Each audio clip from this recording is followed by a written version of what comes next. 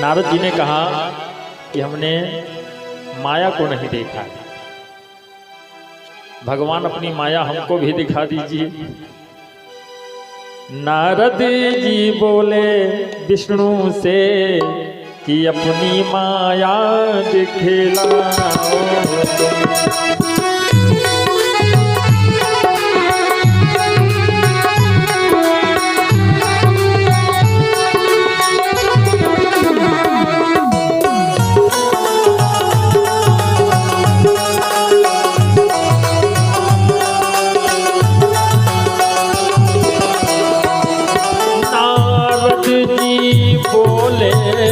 विष्णु से अपनी माया दिखलाओ तुम, कैसी है वो तेरी माया। हे प्रभु, कैसी है वो तेरी माया, मुझे चल के दर्श कराओ।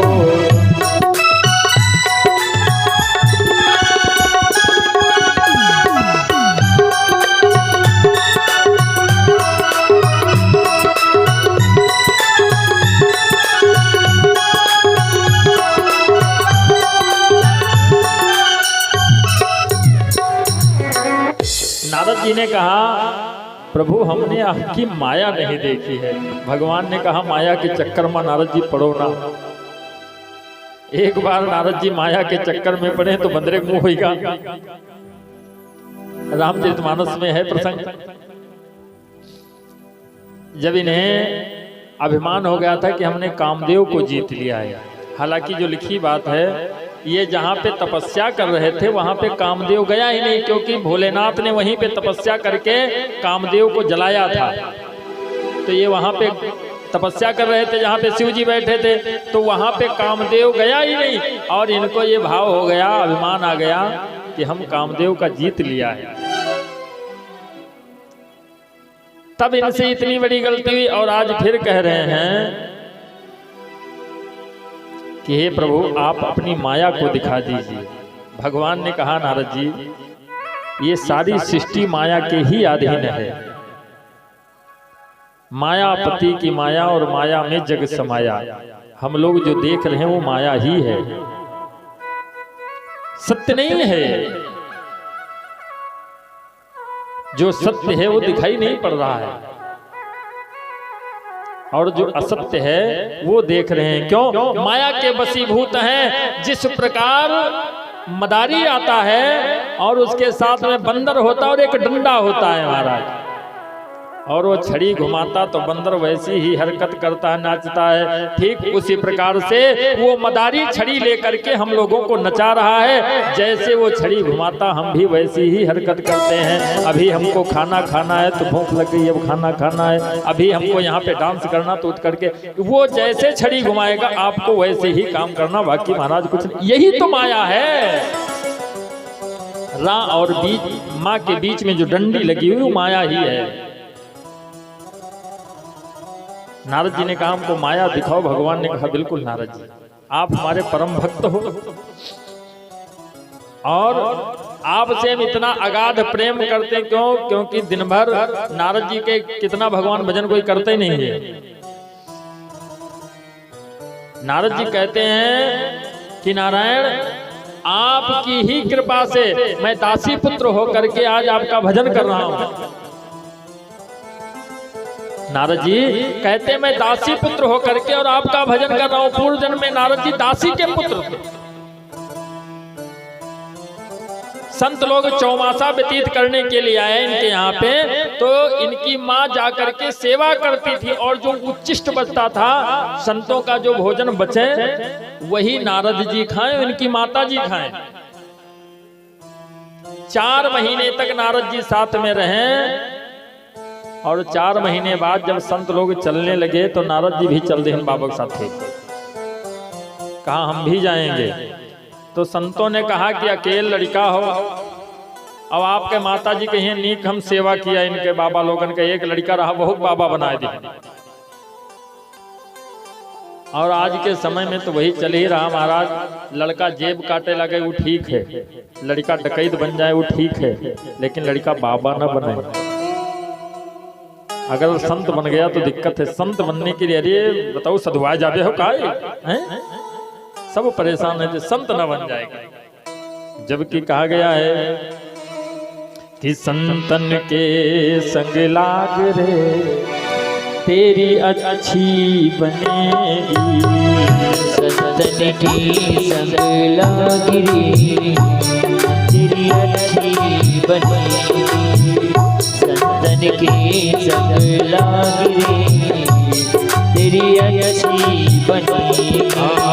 अच्छी बनेगी तेरी किस्मत जगेगी, अच्छी बनेगी तेरी किस्मत जगेगी, अच्छी बनेगी तेरी किस्मत जगेगी। और मोये तेरा बड़ भाग रे तेरी अच्छी बनेगी, संतन के संग लाग रे तेरी अच्छी बनेगी, संतन के संग लाग रे तेरी अच्छी बनेगी।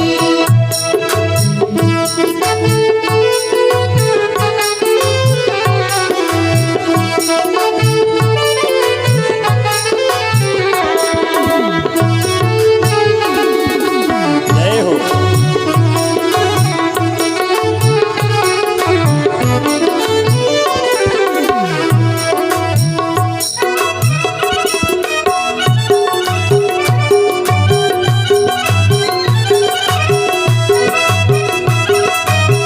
सभी का ये प्रेम से मीठी मीठी ताली बजाते हुए कहते हैं अगर प्रमाण लेना है किसकी बनी तो प्रमाण के तौर पे कहते हैं ये ध्रुव जी की बन गई प्रहलाद जी की बन गई, ध्रुव जी की बन गई प्रहलाद जो की बन गई, ध्रुव जी की बन गई प्रहलाद जो की बन गई। हरि सुमिरण में जाग रे, हरि सुमिरण में जाग रे तेरी अच्छी बनेगी, संतन के संग लाग रे तेरी अच्छी बनेगी, संतन के संग लाग रे तेरी अच्छी बनेगी।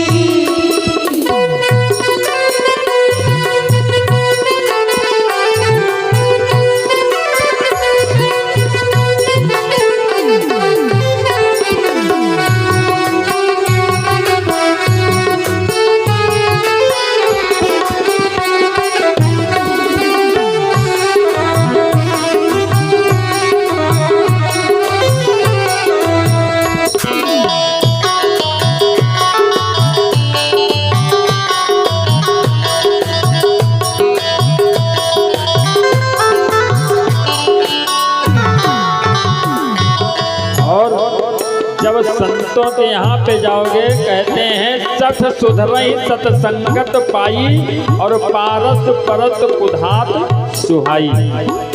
आप सत्संग में जाओगे तो क्या होगा, आपका जो ज्ञान है, जैसे हनुमान जी को अपने बल का पता नहीं था, जब उनको याद दिलाया गया तो उनको पता लगा हमारे भीतर असीम बल है।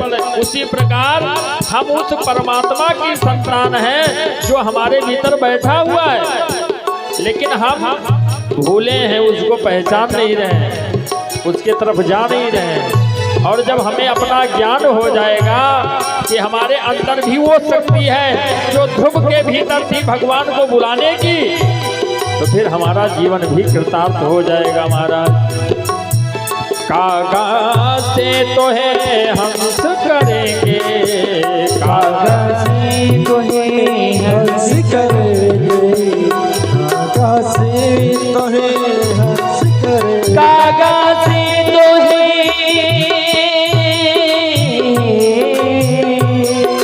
सागा मामा बाबा मागारी हरी गरी सारी नी सारी सा, कागज से तो है हंस करेंगे कागा से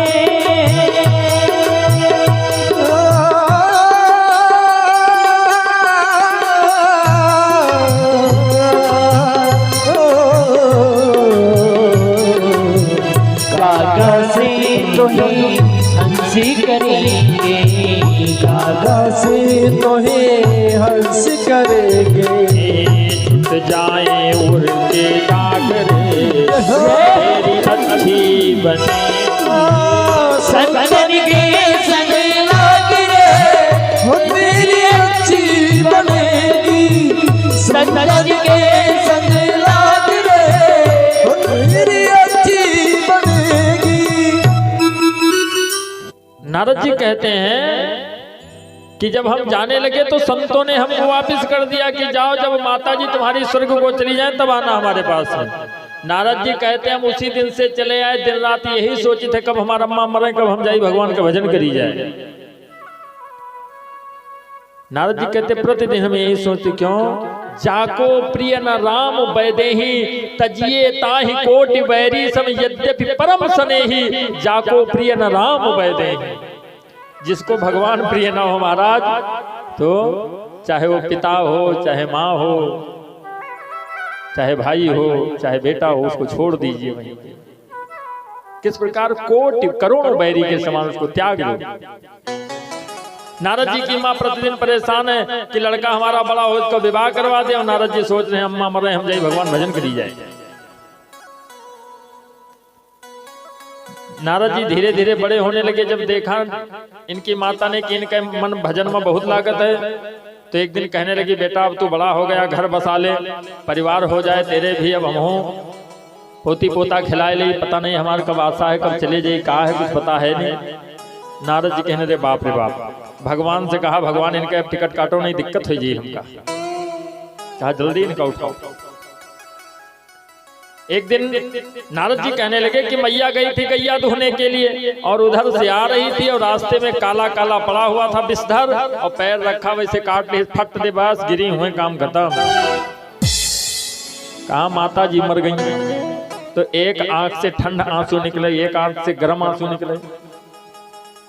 एक तो दिखावे के लिए रोहित रहा मजबूरी में, किन्ना रोई पे तो कहीं है का सब गांव वाले, और दूसरा कि ये तकलीफ थी, एक तो खुशी थी कि मर गई, अच्छा हुआ भगवान का भजन करेंगे। नारद जी ने कहा किसी प्रकार से हमने उनका 10, 12, 13 दिन जो हुए थे वो निपटायन बहुत जल्दी से, कौनी कोने में वो टाइम बीता।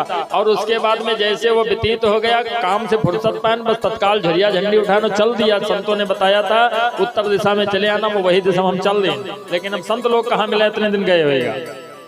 चलते चलते कहा हमको प्यास लगी, तो एक सरोवर के पास बैठे और जल पिया। जल पी के जैसे बैठे हमारी आंखें बंद हो गई, वैसे देखा कि भगवान के दर्शन हमका हुए लगा। कुछ क्षण के बीच में तत्काल वो प्रतिबिंब गायब हो गया, वैसे हमारे फट से आंखें खुल गए। तब तक आकाशवाणी हो गई कि नारद जी ये जन्म में तपस्या करो तो अगले जन्म में हम तुमका मिलवे।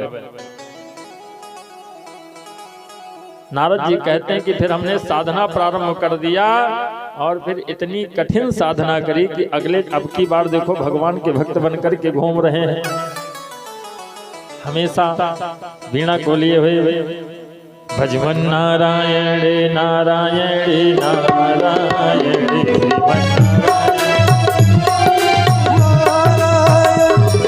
नारायण नारायण नारायण श्रीमन नारायण नारायण नारायण भजवन नारायण नारायण नारायण भजवन नारायण नारायण नारायण श्रीमन नारायण नारायण नारायण भजवन नारायण नारायण नारायण श्रीमन नारायण नारायण नारायण श्रीमन नारायण नारायण नारायण श्रीमन नारायण नारायण नारायण श्रीमन नारायण नारायण नारायण श्रीमन नारायण नारायण नारायण श्रीमन नारायण नारायण नारायण नारायण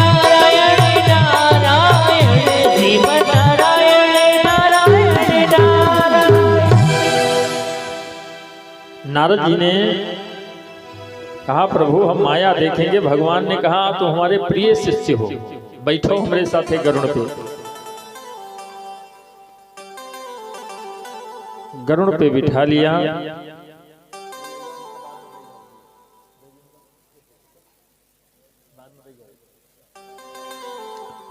गरुड़ पे नारद जी को बिठा लिया और लेकर के चल दिए। अब नारद जी से कहा चलो हम तुमको माया दिखाते हैं।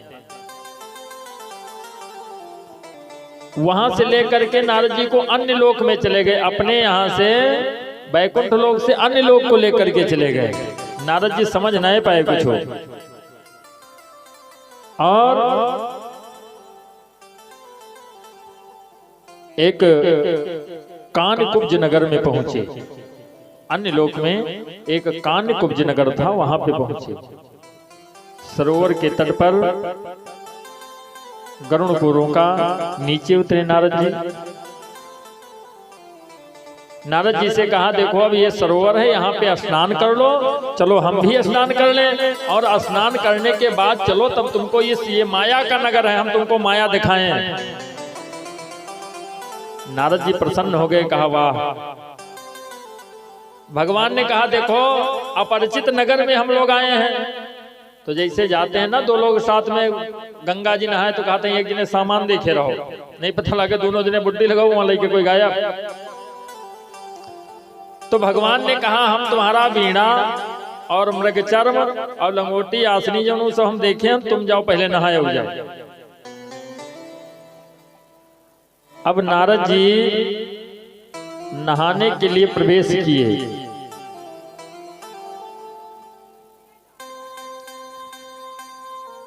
सरोवर में प्रवेश किए और जब बाहर निकले सिर को निकाला तो देखा कि ना भगवान है, ना वीणा है, ना गरुड़ है, ना मृगचर्म है, कुछ नहीं है। और ये मेहरारू बनी गई। बहुत सुंदर रूप इनका स्त्री का बन करके बाहर निकले। बढ़िया पूरा श्रृंगार है, भव्य श्रृंगार किए हुए, बढ़िया सुंदर सा वस्त्र पहने हैं। नारद जी अपने ही रूप को देख करके प्रसन्न हो रहे हैं। सब कुछ जितना ना सभी भूलिए, बहुत प्रसन्न है। नारद जी कहते वाह कितना दिव्य सुंदर रूप। अब ये किसी को पहचानते तो है नहीं। बाहर खड़े हुए सरोवर पे भगवान चले गए। और इतने में हुआ क्या कि उधर से महाराज तालध्वज आ रहे थे। आए हैं चलकर तालध्वज। महाराज तालध्वज उधर से निकले तो नारद जी ने देखा और सुंदर रूप देख करके मोहित हो गए। आए हैं चलकर तालध्वज, नारद उनसे बतलाएं।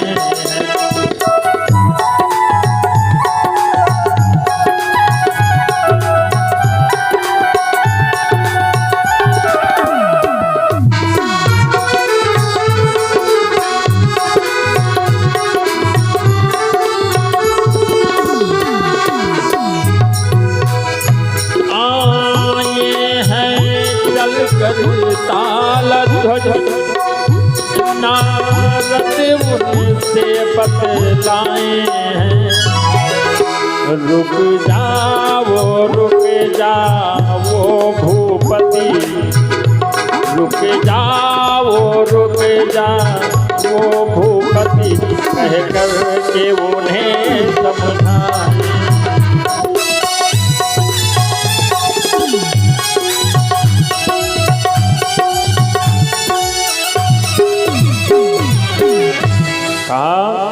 महाराज रुक जाओ। महाराज तालध्वज रुक गए। हाथी पे सवार होकर के जा रहे थे, तमाम सेना थी साथ में। महाराज ने कहा आप कौन हैं? कहा हम हैं सौभाग्य सुंदरी। दिव्य नाम सुन करके महाराज ने कहा आप, तो कहा देखो हमारा कोई है नहीं। नारद जी कहते हैं नाम हमारा सौभाग्य सुंदरी और हमारा कोई नहीं है। मैं आपको अपने पति के रूप में वर्ण करना चाहती हूँ। तारध्वज ने कहा अहो भाग्य, इतना सुंदर रूप और आपने हमको अपना पति मान लिया। विवाह कर लिए तालध्वज के साथ में और चले आए। व्यास जी कहते जन्मेजय नारद जी माया देख रहे हैं, अब नहीं ध्यान है कि भगवान का भजन होना चाहिए महाराज, उसी माया में हम लोग भी पड़े हुए हैं। सब कुछ जानते हुए भी अज्ञानी बन करके घूमते हैं। एक हमने कथा पढ़ी थी, उसमें एक महाराज शिकार खेलने के लिए जंगल में गए। उधर से ये लौटे तो बारिश होने लगी, संध्या का वक्त।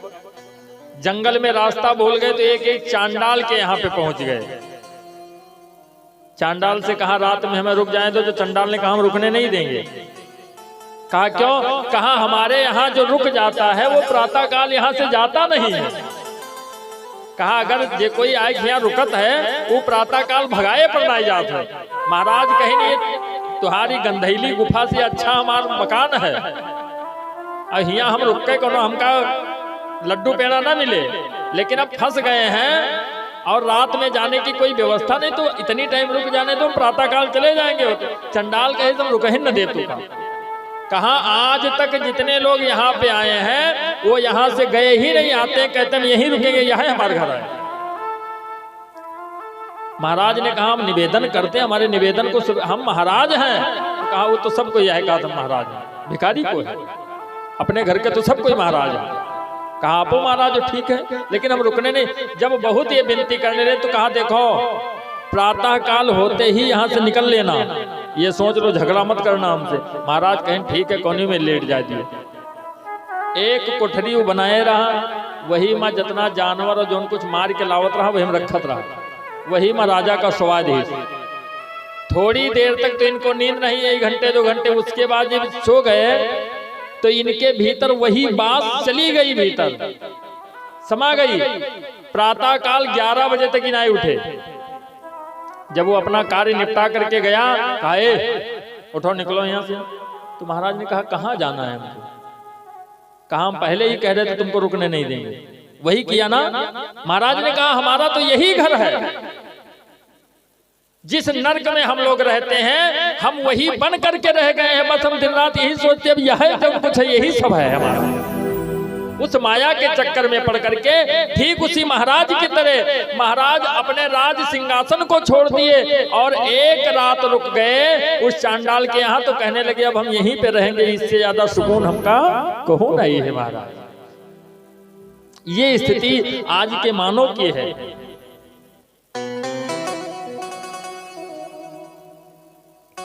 नारद जी वहीं पे रहते हैं। अब सब कुछ जितना कुछ था ये माया के चक्कर में पड़े तो सब भूल गए। और व्यास जी कहते हैं जन्मेजय नारद जी ने महाराज तालध्वज और सौभाग्य सुंदरी, जो नारद जी सौभाग्य सुंदरी बनकर के आए, 20 पुत्रों को जन्म दिया,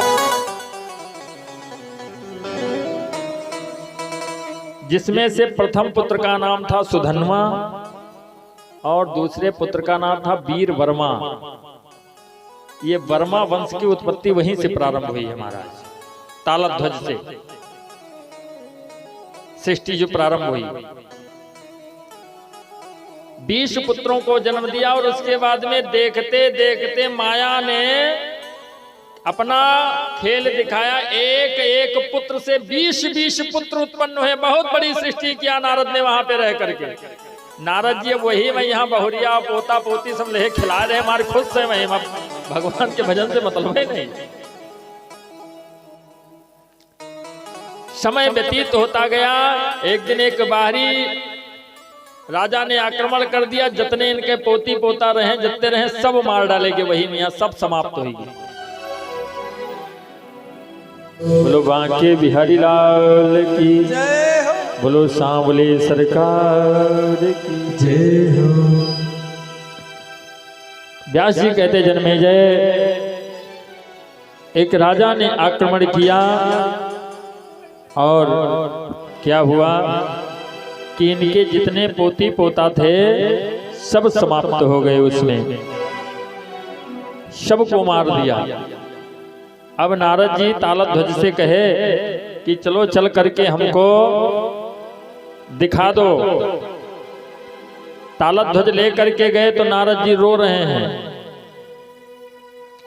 देखा इतना बड़ा परिवार हमारा देखते देखते समाप्त हो गया, अब क्या करें।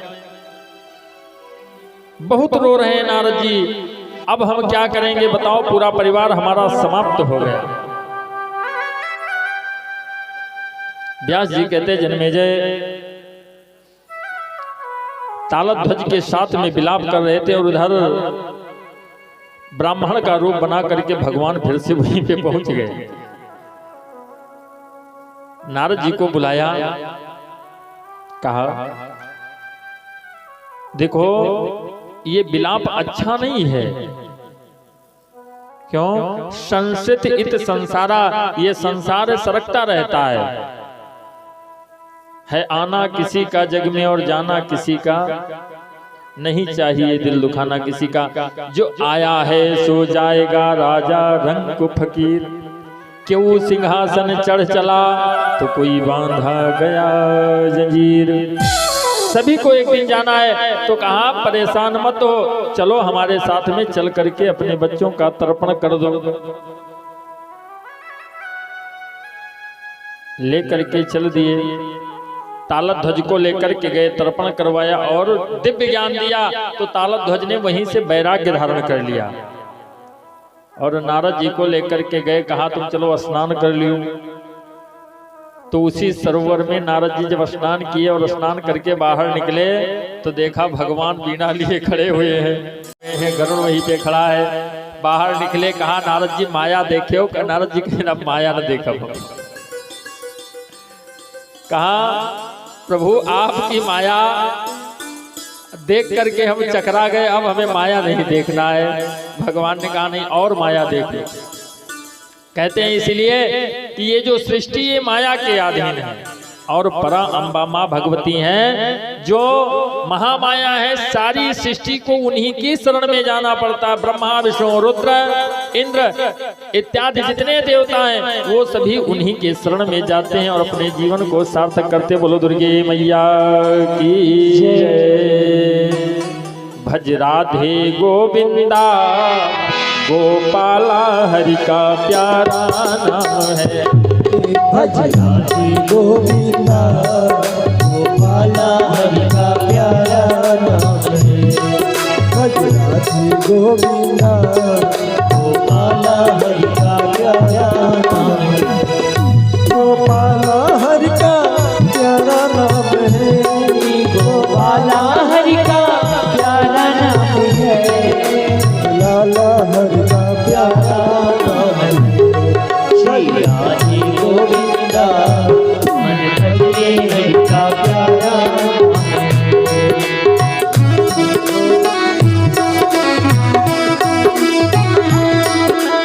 जय गोविंदा जय गोपाला जय गोविंदा जय गोपाला जय गोविंदा जय गोपाला जय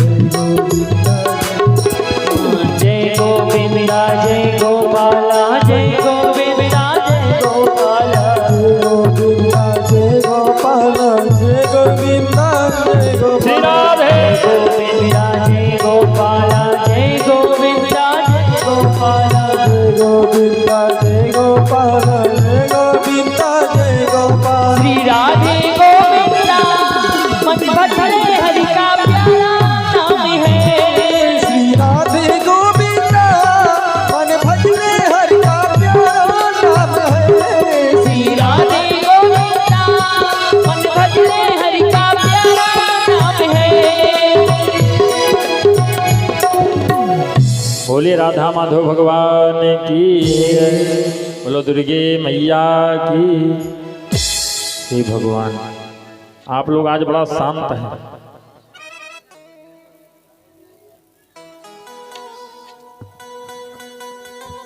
व्यास जी कहते जन्मेजय, उसके बाद में सुंदर सी कथा आती है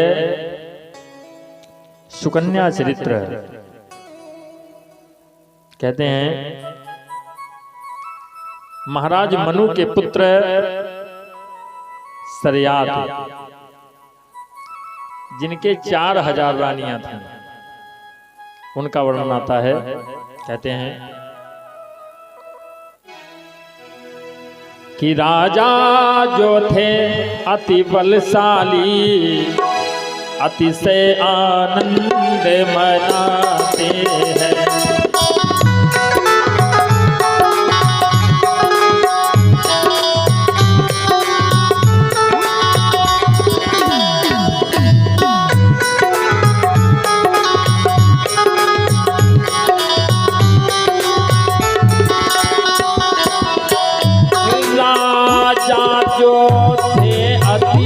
बलशाली, अतिशय आनंद मनाते हैं, करते हैं दर्शन देवों का, करते हैं दर्शन देवों का, जीवन में अति सुख पाते हैं।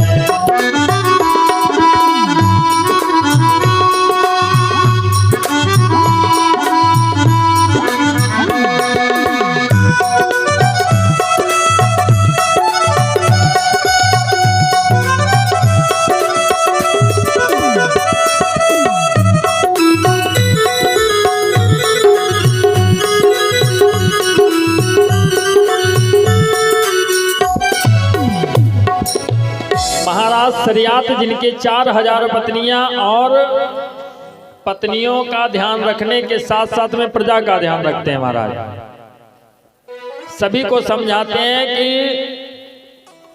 हमेशा भगवान की पूजा करो, उनके चरणों में ध्यान करो, क्योंकि अंते मति सागति, मतलब कहते नहीं है फांसी के समय देखो, कहते हैं कि इसकी अंतिम इच्छा पूरी कर दो, मतलब अंते मति सागति, अंत में हमारी मति जहां पे होगी।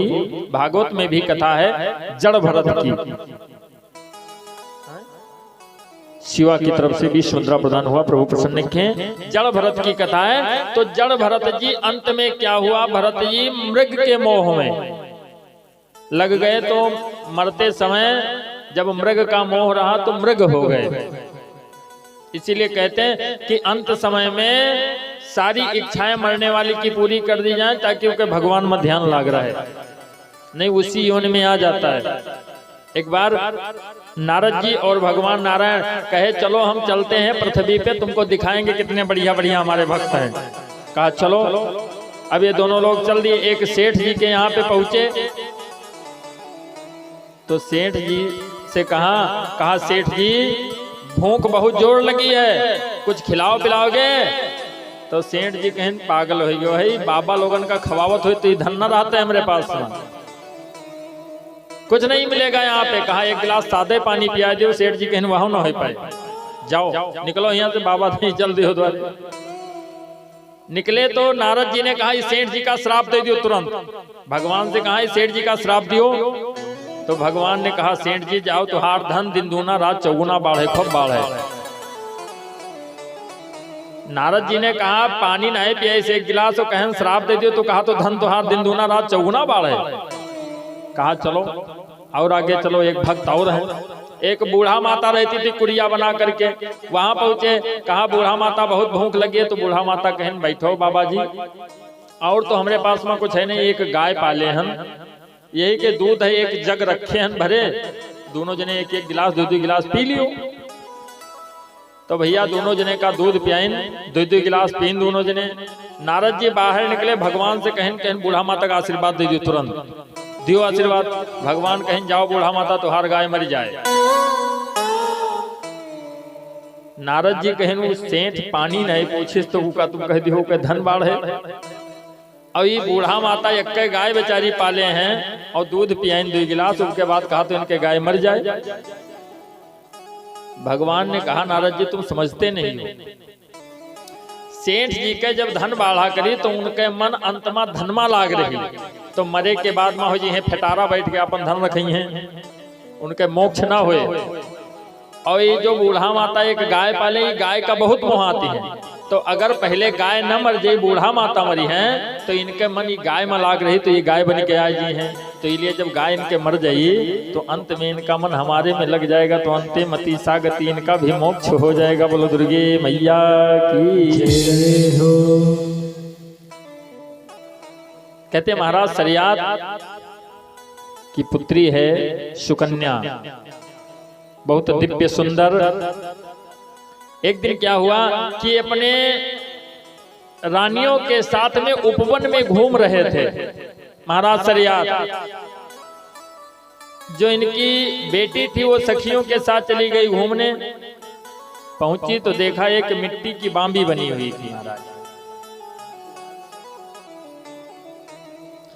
मिट्टी की बहुत बड़ी बांबी बनी हुई थी। तो ये वहां पे पहुंची, सखियों से कहा देखो अब उसमें जो बीच में जुगनू की तरह चमक रहा था, तो इसने कांटा लिया तो उसमें से आवाज भी आई, अरे ये क्या कर रही हो। लेकिन इसने सुना नहीं और उसमें कांटा पिरो दिया। था कौन? महामुनि चमन बैठ करके तपस्या कर रहे थे और उनकी आंखों में कांटा पिरो दिया, आंखें फूट गई। वहां से जब देखा कि उसमें से रक्त बहने लगा तो ये तत्काल वहां से भाग आई सखियों के साथ में। महाराज सरियात को कुछ पता नहीं लगा, वो भी चले आए और यहाँ पे पहुंचे तो देखा जितने उनके सैनिक थे, जितने राज्य के थे, सबका मलमूत्र त्याग बंद हो गया।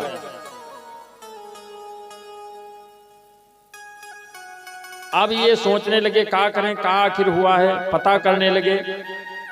तो सैनिकों ने कहा कि हमको लग रहा है कि महामुनि चमन बैठ करके तप कर रहे थे, उन्हीं का किसी ने अपराध किया है, इसीलिए ऐसा हुआ है। चलो हम लोगों को वहीं पे चलना चाहिए। सबको लेकर के चमन के पास में पहुंचे। चमन ने पूरी बात बताई। कहा महाराज आपकी लड़की ने अपराध किया है और आप कहते हो कि अपराध को हम क्षमा कर दें। ये बताइए आपका अपराध हम क्षमा कर देंगे, जो आपकी कन्या ने अपराध किया क्षमा कर देंगे, लेकिन हमारा साथी कौन बनेगा आप? कहा महाराज जब तक आप जीवित रहोगे हमारे नौकर दिन रात आपकी सेवा में लगे रहेंगे, पूरा ध्यान आपका रखेंगे। महाराज चमन ने कहा, महामुनि ने कहा ये कुछ नहीं है भाई। कहा फिर? कहा अब आपके जो प्रजावृंद हैं उनका मलमूत्र तभी शुरू होगा जब आप अपनी कन्या का विवाह हमारे साथ में कर दोगे। जैसे इतना सुना चमन ने कहा जिस सुकन्या ने हमारा अपराध किया, हमारी आंखों को फोड़ा है, उस कन्या को ला करके आप हमको समर्पित कर दें, हमारे साथ में विवाह कर दें, आपका राज जैसे पहले था वैसे हो जाएगा। महाराज सुने तो इनके पांव के नीचे से जमीन सरक गई। कहा रे बाप रे बाप, इनका जर्जर शरीर और हमारी नवयौवना कन्या हम ला करके इनको समर्पित कर दें, कैसे कह रहे हैं? कहा महाराज आप ऐसी बातें मत करें। चमन ने कहा नहीं, जिसने पाप किया है वो आकर के यहाँ पर देखे,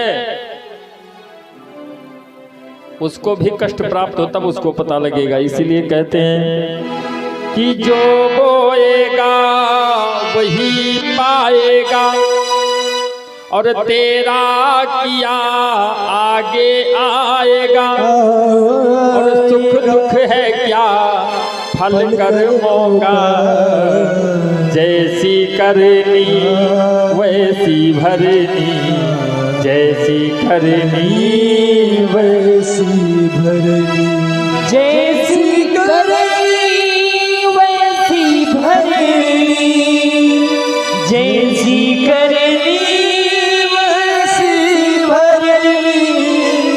मतलब कर्म किया है, कर्म प्रधान विश्व करी राखा, और जो जस करे सो तस फल चाखा। जिसने जैसा कर्म किया है उसका फल उसको भोगना ही पड़ेगा। अपने जो राजमंत्री थे सबसे विचार किया, सबने यही कहा महाराज कतई ये तो करना ही नहीं, आप उस कन्या का विवाह इनके साथ में कतई मत करना, जो कुछ होगा देखा जाएगा। महाराज ने कहा चलो चल करके कन्या से पूछते हैं। आ करके कन्या से कहा कन्या ने कहा पिताजी मैंने अपराध किया है तो फल भी तो मुझे ही भोगना पड़ेगा। कहा उस बांबी से आवाज आ रही थी कि मेरी आंखों को मत फोड़ो, लेकिन मैंने नहीं सुना और वो अपराध जो मैंने कर दिया उसका फल हमें भोगना पड़ेगा।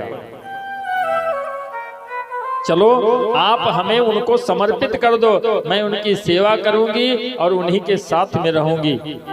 प्रजा के लिए आपको प्रजा का सुख दुख का ध्यान रखना, तो इसलिए हमको ले चल के समर्पित कर दो। महाराज की आंखों से अश्रुपात होने लगा, झरझर करके आंसू बहने लगे। कहा बेटी ये तू क्या कह रही है? कहा कुछ नहीं, पुत्री हो या पुत्र हो हर किसी को ध्यान रखना चाहिए। क्यों? सबसे बड़ी पूजा है माता पिता की सेवा, और किस्मत वालों को ही मिलता है ये मौका। हाथ से अपने खो मत देना मौका ये खिदमत का। क्यों? अगर माता पिता की सेवा किया तो जानते हो क्या होगा? जन्नत का दर खुल जाएगा, जन्नत का दर खुल जाएगा। तेरा किया आगे आएगा, तेरा किया आगे आएगा। सुख दुख है क्या फल कर्मों का, जैसी करनी वैसी भरनी, जैसी करनी वैसी भरनी, जैसी करनी वैसी भरनी, जैसी करनी वैसी भरनी, जैसी करनी वैसी भरनी, जैसी करनी वैसी भरनी। जो बोएगा वही पाएगा, जो बोएगा वही पाएगा। तेरा किया आगे आएगा, तेरा किया आगे आएगा। सुख दुख है क्या फल कर्मों का, जैसी करनी वैसी भरनी, जैसी करनी वैसी भरनी, जैसी करनी वैसी भरनी, जैसी करनी वैसी भरनी। कहते हैं आज के समय में अक्सर लोग यही कहते हैं कि हमारा लड़का हमको दुख दे रहा है। महाराज कोई नहीं दुख दे रहा है। मानस क्या कहती है? पूज्यपाद तुलसीदास जी ने लिखा है कि नहीं को सुख दुख करता और निज कर करम भोगे फल भ्राता। राम सिया राम सिया राम जय जय राम, राम सिया राम सिया राम जय जय राम। नहीं को सुख दुख कर जाता, कर करम भोगे फल भ्राता। राम सिया राम जय जय राम, राम सिया राम जय जय राम। ये भूल जाइए कि हमारा परिवार हमको दुख दे रहा नहीं को ऊ सुख दुख कर दाता, निज कर कर्म भोग फल भ्राता। जो हमने कर्म किया है हम उसका फल भोग रहे हैं। सुकन्या ने कहा जो हमने कर्म किया है, और होना भी यही चाहिए महाराज कि गलती हो जाए तो गलती को स्वीकार कर लो तुरंत। अगर तुरंत स्वीकार कर लोगे तो आपको जो फल मिलना थोड़ा कम हो जाएगा, और जितना उसको बढ़ाते रहोगे महाराज ब्याज उतना बढ़ता रहेगा। सुकन्या ने तुरंत स्वीकार किया कि मुझसे भूल हुई है, तो ले चल के समर्पित कर दो हमको। कन्या को ले जाकर के चमन मुनि के साथ में विवाह कर दिया। उन्हीं के साथ रहने लगी। नित्य प्रति का कर्म है अपने पति की सेवा करना। जल लेकर के आती है, स्नान करवाती, पूजा ध्यान की व्यवस्था करती, आसन साफ करती, आश्रम साफ करती है, दिन रात का जितना कार्य है सब करती है।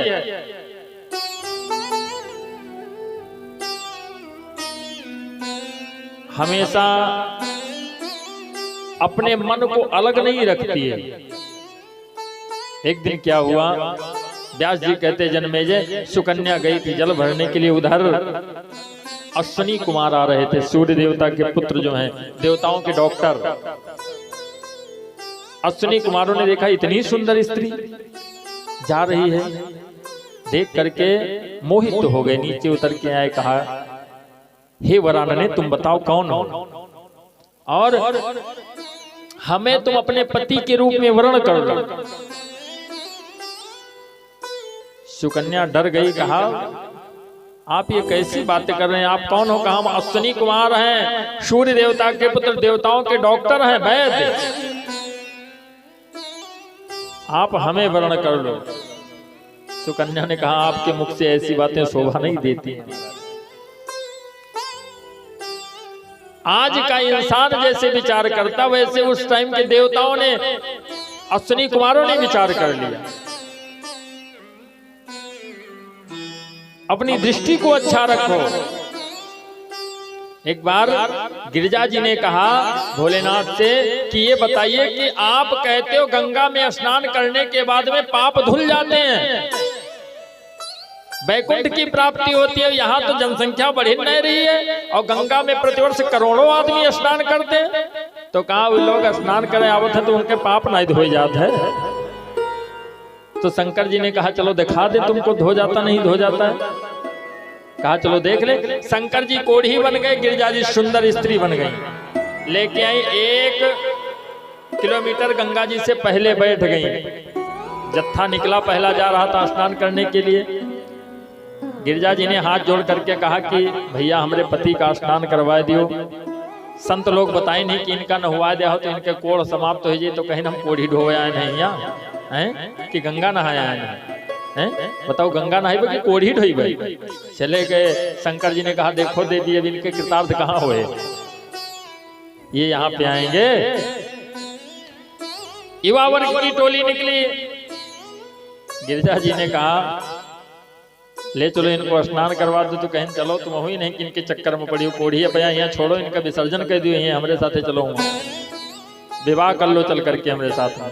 शंकर जी कहने बहुत बढ़िया। देखो अब भोलेनाथ कहने लगे ऐसी मानसिकता लेकर के ये लोग गंगा स्नान करने आते तो कल्याण कहां से होगा। कहते हैं कि कभी प्यासे को पानी पिलाया नहीं, बाद अमृत पिलाने से क्या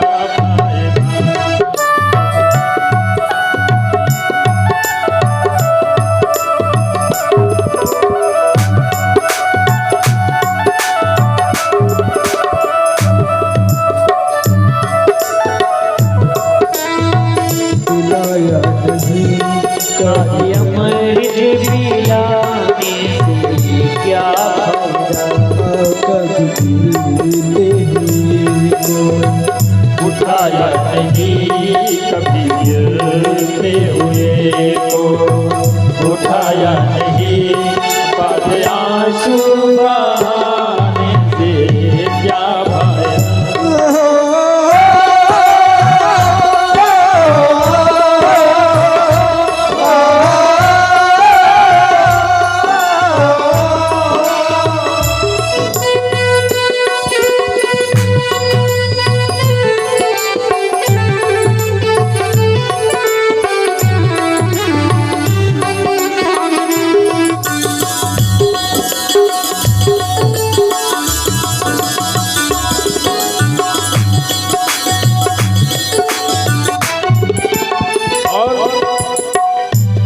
गंगा नहाने हरिद्वार काशी गया, गंगा नहाने दिल में ख्याल आ गया।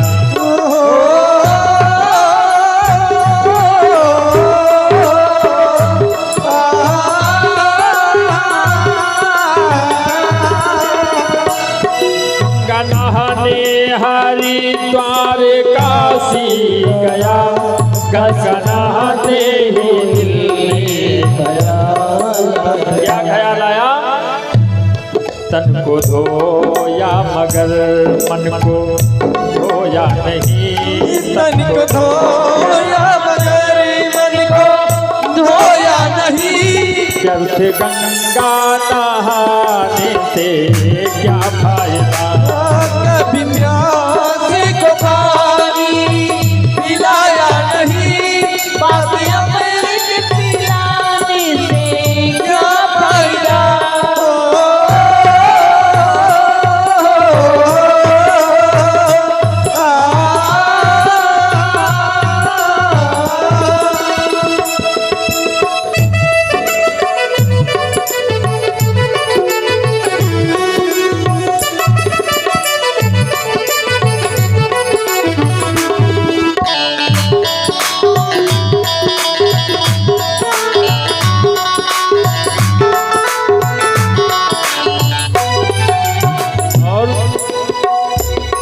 जोग जप तप किया, दान भी खूब किया, दान करते ही मन में ख्याल आ गया।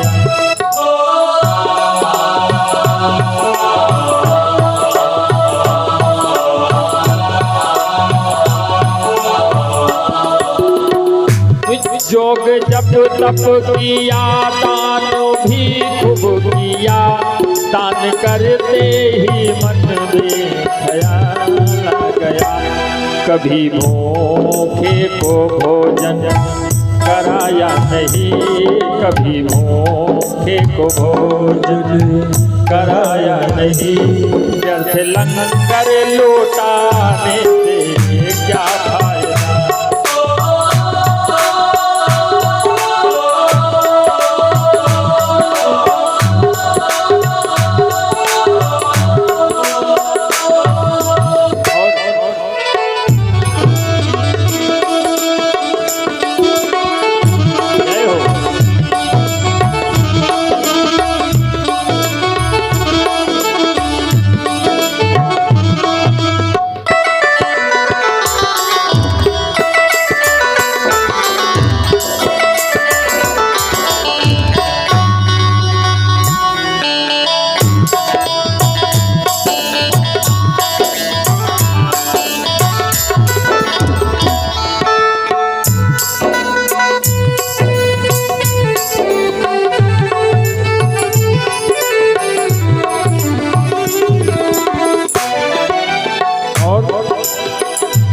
मैं तो मंदिर गया, पूजा आरती की, पूजा करते ही मन में ख्याल आ गया।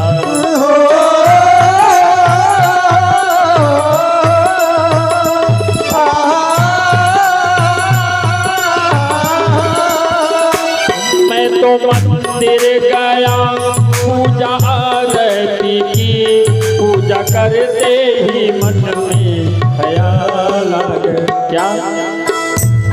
कभी माँ बाप की सेवा किया ही नहीं, कभी माँ बाप की सेवा किया ही नहीं। व्यर्थ घंटा बजाने से क्या फायदा?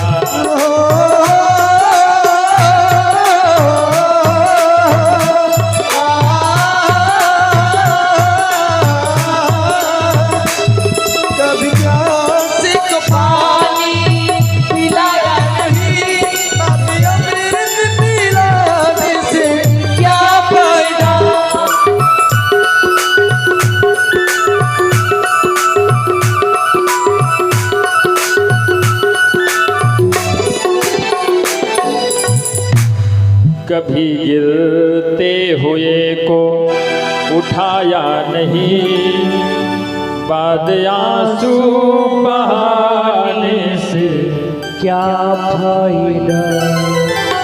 भोले बाबा ने कहा देवी देखो ये सब जा रहे हैं, ये तरे नाए जात है, तरे जात हैं, ये इनके कल्याण ना होए। लाखों व्यक्तियों के बाद में एक बुढ़ा निकला, गठरी मुठरी लाते जा रहा था। कहा बाबा आप मदद कर दो। बुढ़े ने अपनी गठरी से वहीं पे रख दिया। कहा चलो देवी हम मदद करेंगे। शंकर जी को उठाने लगा, गिर पड़ा उसी रेत में। भोलेनाथ ने दर्शन दे दिया। कहा ये एक अकेला 1 लाख व्यक्ति में एक व्यक्ति जा रहा है जिसका उद्धार होगा, बाकी तो सब उद्धार हो चुका है। इसलिए कहते हैं मन को पहले साफ करो। तन को जल से धुलाना सरल है मगर मन को निर्मल बनाना बड़ी बात है। साबुन से शरीर तो धो सकते हो, लेकिन मन को धोने के लिए राम नाम का साबुन इस्तेमाल करना पड़ेगा, भगवान का भजन करना पड़ेगा, तब मन साफ होगा। अश्विनी कुमारों को देख करके सुकन्या ने कहा आप ये क्या कह रहे हो। अश्विनी कुमारों ने कहा ये बताइए कि आप किसकी पत्नी हो। सुकन्या ने कहा कि मेरे पिता का नाम महाराजा सरियात है। अश्विनी कुमार ने कहा वो तो हमें पता, आपको देख करके ही लग रहा कि आप किसी राजा की पुत्री हो। पत्नी किसकी हो। कहा मेरे पति का नाम चमन महर्षि है, महामुनि चमन है। अश्विनी कुमारों ने कहा इतनी सुंदर हो करके और तुमने चमन मुनि को अपना पति बना लिया जिनका शरीर शिथिल हो चुका है। सुकन्या ने कहा अब मत बोलिए, आप विवाह कर लो, हमको पति रूप में वर्ण कर लो। सुकन्या ने कहा नहीं। अश्विनी कुमारों ने देखा कि इतनी कृतज्ञता है, अपने पति के प्रति इतनी निष्ठा है, तो कहा देखो हम तुम्हारे पति को फिर से युवा बना सकते हैं, फिर से जवान बना देंगे। हम तीनों एक वेश में होंगे, अगर तुम पहचान लोगी तो हम तुम्हारे पति को वापस कर देंगे।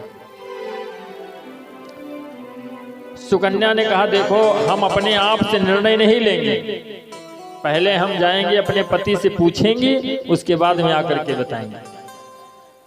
व्यास जी कहते जन्मेजय सुकन्या वहां से चल करके आई और महामुनि चमन के चरणों में प्रणाम करते हुए कहा कि देखो स्वामी, देवताओं के जो डॉक्टर हैं, वैद्य हैं अश्विनी कुमार, सूर्य देवता के पुत्र, वो यहाँ पे चल करके आए हैं, आश्रम के बाहर हैं, और वो कह रहे हैं कि आपके पति को हम युवा कर देंगे, लेकिन पहचानना है तुम्हें, अगर पहचान लोगी तो हम तुम्हारे पति को वापस कर देंगे।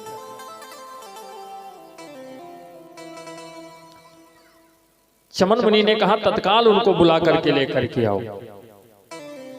सुकन्या आई, उनको बुला कर लेकर के गई। चमन मुनि को लेकर के दोनों अश्विनी कुमारों ने सरोवर में प्रवेश किया।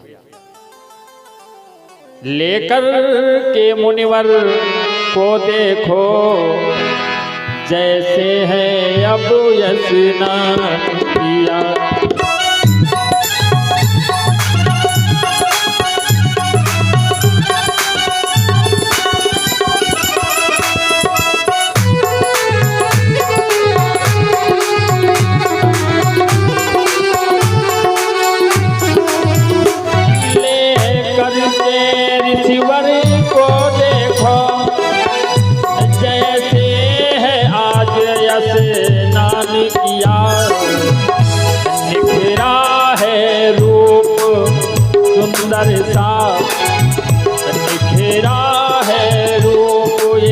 सुंदरता नहीं सुकन्या को है जाने हुआ।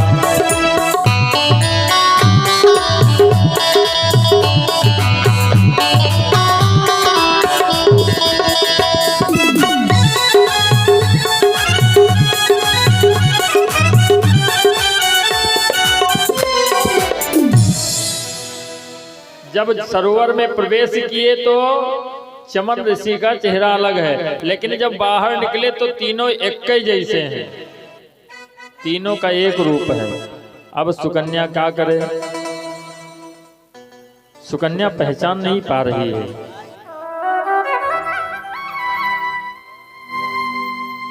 प्रयास अपना किया, जब नहीं पहचान पाए तब उसने मां भगवती के चरणों में निवेदन किया, हे मैया,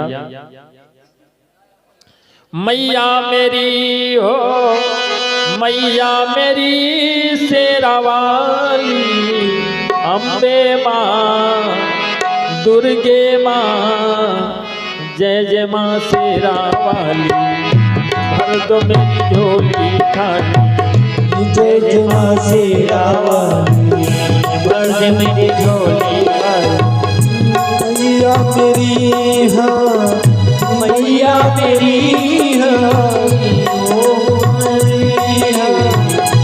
मैया मेरी शेरा वाली, अम्बे माँ दुर्गे माँ, जय माँ शेरा वाली, भर दे मेरी झोली खाली, जय जय माँ शेरा वाली, भर दे मेरी झोली।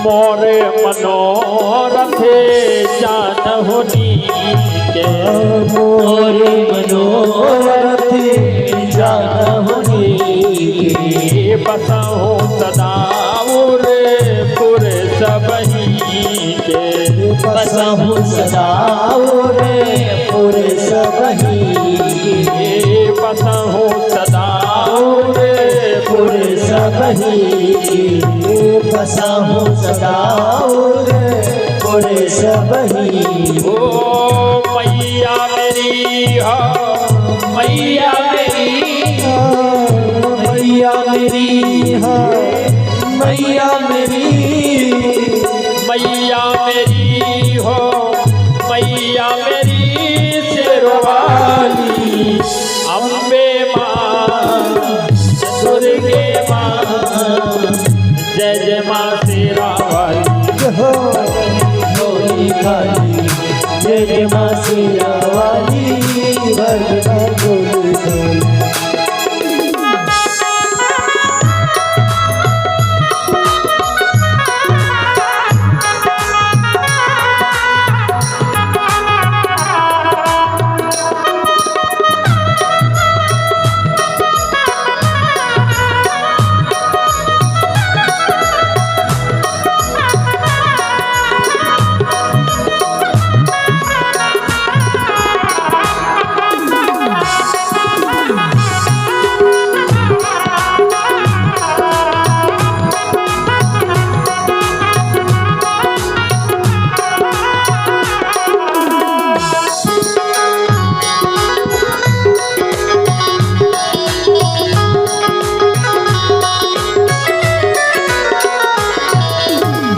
ऐसे व्यास जी जन्मे जय कि जैसे है देखो,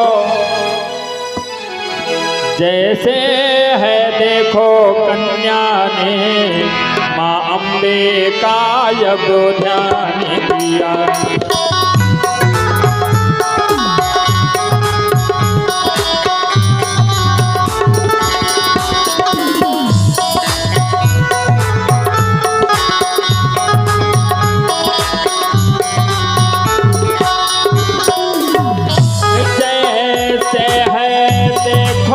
कन्या ने माँ अम्बे का है ध्यान किया, हो गई कृपा है माता की, हो गई कृपा है माता की, अपने पति को पहचान लिया।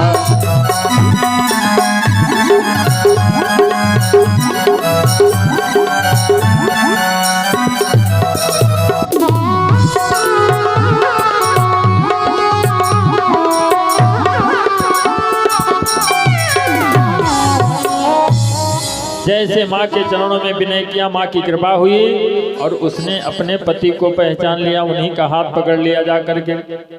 अश्विनी कुमार देखते रह गए। सुकन्या को चमन ऋषि को सौंप दिए। अश्विनी कुमार चले गए। इधर महाराज शरियात एक दिन सोचे कि लाओ चल करके देखना चाहिए कि कन्या को उनके हाथ में सौंप आए थे, क्या है हाल वहां पे। तो जब शरियात चल करके आश्रम में पहुंचे चमन ऋषि के, तो देखा कि वहां पे चमन ऋषि है ही नहीं।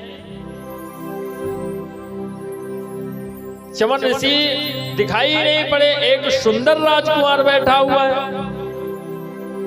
और सुकन्या उसी के साथ में बैठी। देख करके महाराज का क्रोध 7वें आसमान पे पहुंच गया। दूर से ही पुत्री को पुकारा। सुकन्या ही कहा, पिताजी क्या बात है। कहा, तुमने स्वयं कहा था कि मेरा विवाह चमन ऋषि के साथ में कर दो, मैं नहीं करना चाहता था, और स्वयं कहने के बाद में मैंने विवाह कर दिया, फिर तुमने उनका त्याग करके इस राजकुमार को प्राप्त कर लिया। हमने कभी सोचा ही नहीं था तुम्हारे बारे में ऐसा।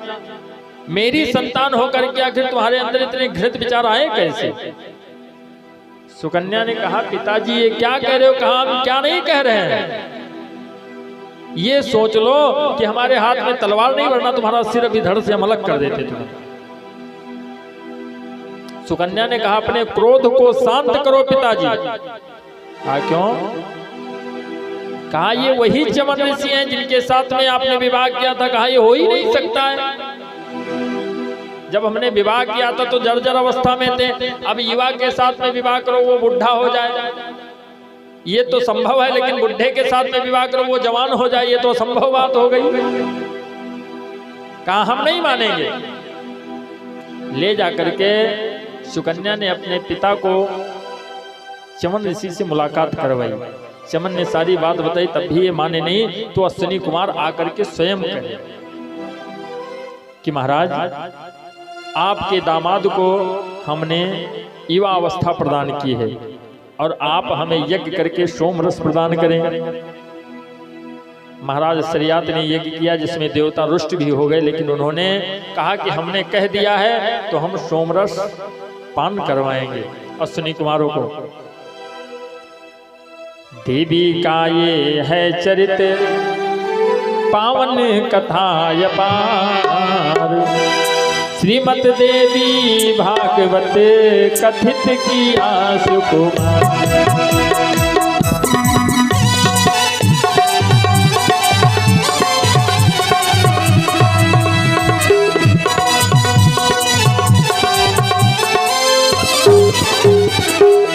बोलो दुर्गे मैया की।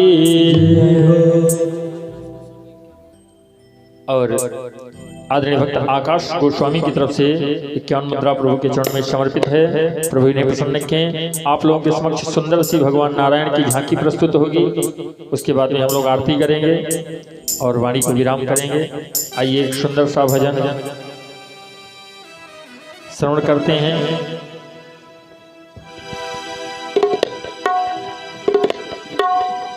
बोली बांके बिहारी लाल की जय हो। बहुत सुंदर सी रचना, शायद किसी ने नहीं सुनी होगी। एक ऐसा प्रसंग है, इसमें बताया गया है भोजन भजन हो या पाठन पठन हो, इन सब का अलग अलग तात्पर्य क्या होता है।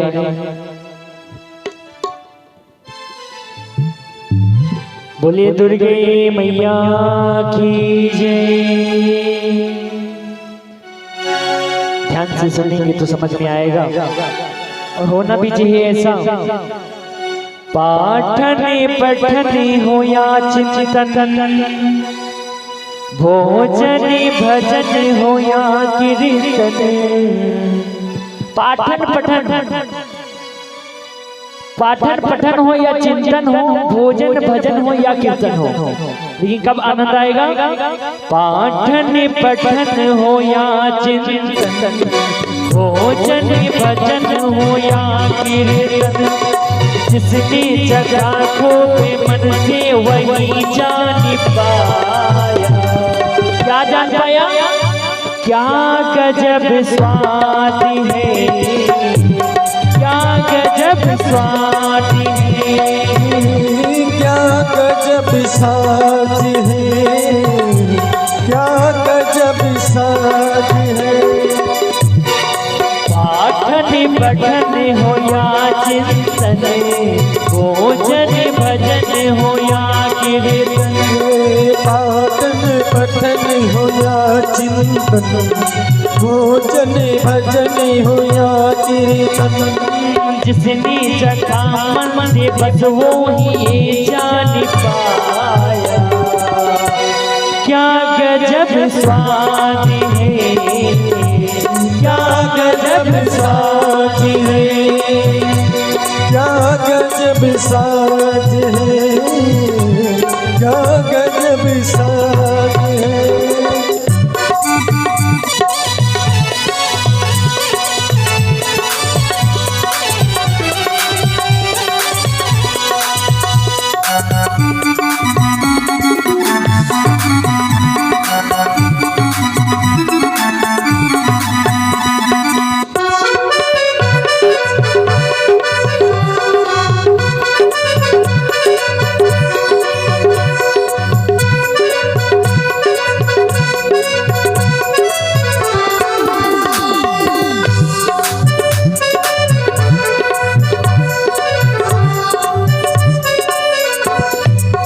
और ये बात उस समय की है, निकला हलाहल हुए सभी गल, कोई हल निकल न पाया। निकला हलाहल, समुद्र मंथन जब हो रहा था तो उसमें से जब विष निकला तब सभी देवता घबरा गए, कोई हल नहीं निकल पा रहा था। क्या किया जाए इस विष का? निकला हलाहल हुए सभी गल, कोई हल निकल न पाया। और मचा कलाहल देव तनुज दल, शिव की शरण में है आया।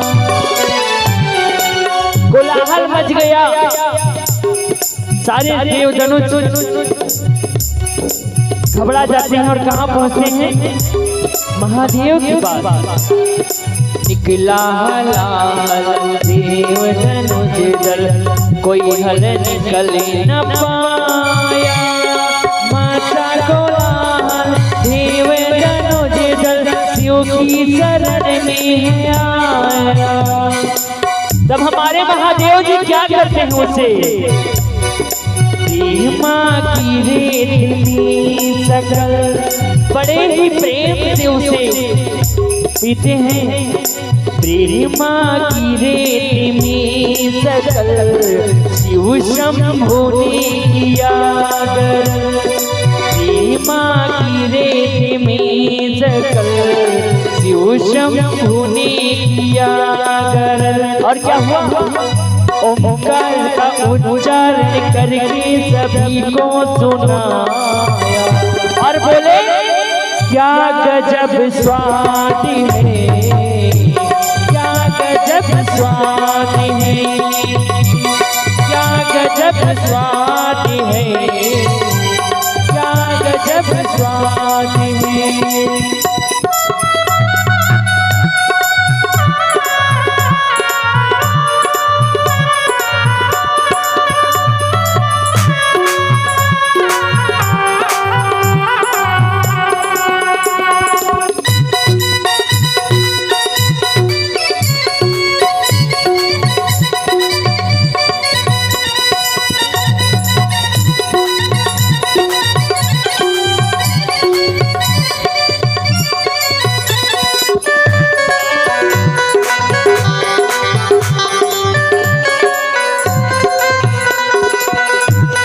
पहुंचते हैं क्या होता है, अद्भुत व्यंजन तजय दुर्नंदन भक्ति विदुर घर आई, भाव भय भंजन कंस निकंदन भूख बढ़ती जाए।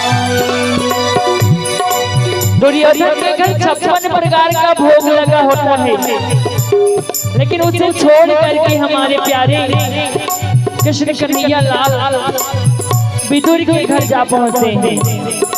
अद्भुत व्यंजन तजय दुर्नंदन भक्ति विदुर घर आई, भाव भय भंजन कंस निकंदन भूख बढ़ती जाए। पहुंचते हैं विदुरानी से, बोलते हैं विदुरानी कहती हैं, प्रभु की सुनी जब मांगे लेकर आई साग है, साग खिलाती है मेरे प्यारे को। प्रभु की सुनी जब मांगे लेकर आई साग है, खाकर के बोले प्रभु जी बड़े मन से तुमने बनाया, और बोले क्या गजब स्वाद है, क्या गजब स्वाद है, क्या गजब स्वाद है, क्या गजब स्वाद है।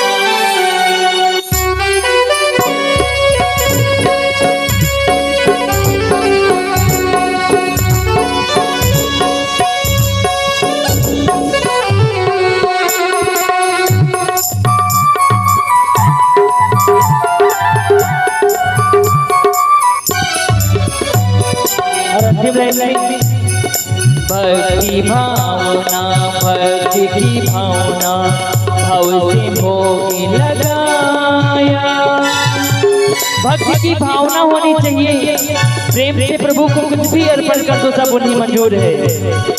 भक्ति भावना, भक्ति की भावना भाव से भोग लगाया, प्रेम की साधना कर आराधना प्रेम से शीश नवाया, लेकर प्रेम प्रसाद तू सज कर के मन विषाद तू, लेकर प्रेम प्रसाद तू सज कर के हरे विषाद तू, आशीष मुझ मन पंचामृत सबको खिलाया।